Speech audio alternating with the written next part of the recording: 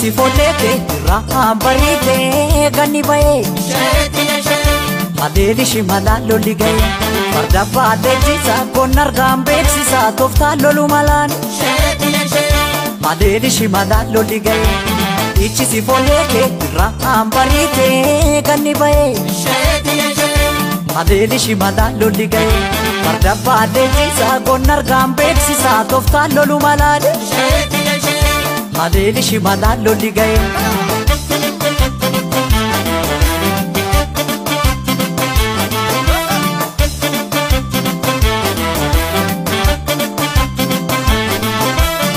Bila garbu Yesan darbu ufolleen Oromoo kuma kuma Inaan sarmu harkan kennu ugonni Oromoo durattuma Bila garbu Maqaan kiyya Abarraa Caalaa jedhama jiraata godina Arsii Lixaa aanaa Shaashamannee ganda Awaashoti kanan jiraadhu guyyaa har'aa akkuma beekamu Muummichi ministeeraa Dr. Abiy waamicha nu dhiyeessanii biqiltuu akka biyyaatitti miliyoona 200 ol akka dhaabnu ajaja nuuf dabarsaniif ajaja san fudhannee nutis akka bulchiinsa magaalaa Shaashamannee ganda Awaashotitti yaanee biqiltuu dhaabuu irratti argamna.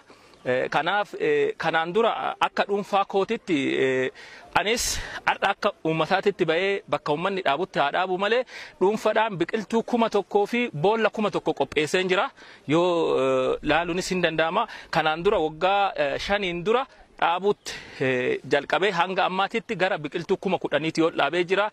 Iddoo irratti argamtanii laaluullee dandeessanii magariisa kana akkaataa amma qabame kanaan itti fufna jedheen yaada. Dhimmi guddaan dhaabuu qofa odoo hin ta'in biqiltuu kana kunuunsuudha.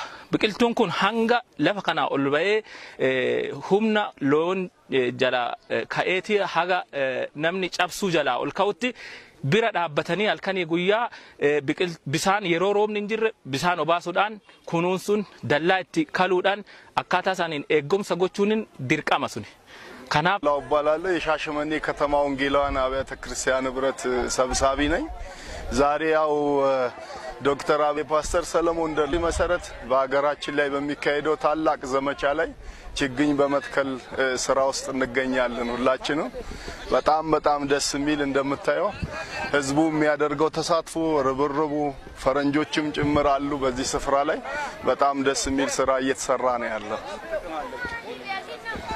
ችግኝ መትከሉ በጣም ብዙ ጥቅም ነው ያለው በየሚዲያው እየተነገረ እንዳለው ያው ለአረንጓዴ ልማት እንዲሁም ደግሞ ለአየሩ ለብዙ አይነት እንትን ጥቅም እንዳለው የምንረዳው እንትን አለው ቀምት ቢቅልቱን በሰዲ ጂ ኦድጌቱን ወሊጋላ ካኒ ከዱርሴ ዳባ መጅራው ወሊጋላት የቹዳ ከጉያ ራማ ዳባ ማጅሩ ከበካ ወሊን ረት ማንነን በርኖታራት አብሊ አማንታ ከሰት ግሬ ኢንዱስትሪ ፓርክ ከሰት ቢቅልቱ kuma dibasadi kuma kuda sagal ragaan nuga isa kana kuma dibasadi kuma kaardhaa waligala dabalateeti duula kanan ka geggeeffamaa jiru bakka waliinitti ka dhaabataa jiru biqiltuu kuma dibasadi kuma kuda sagal kaduri dabalatee kan manneen dhuunfaa namoonni dhuunfaadhaan dhaabaa jiran hunda dabalatu kun isa sana walitti booda gudunfinee kana himuu dandeenya dhaabataa jira waan ta'eef kuma beekamu waamicha kabajamoo Dr. Abiy Ahmed muummee ministeeraa godhanii irratti hundaa'uudhaan sochii geggeessaa jirra. Sochii kanarratti akka magaalaa Shaashamanneetti dhaabbilee adda addaa keessatti manneen barnootaa dhaabbilee amantaatii fi bakka waliin irratti waligala guyyaa har'aa kana nama 300 fi 19 walitti irratti hirmaataa jira. Ka guyyaa bahanii laaluu dandeessu gamtaadhaan biqiltuu 300 fi 19 dhaabamaa jira.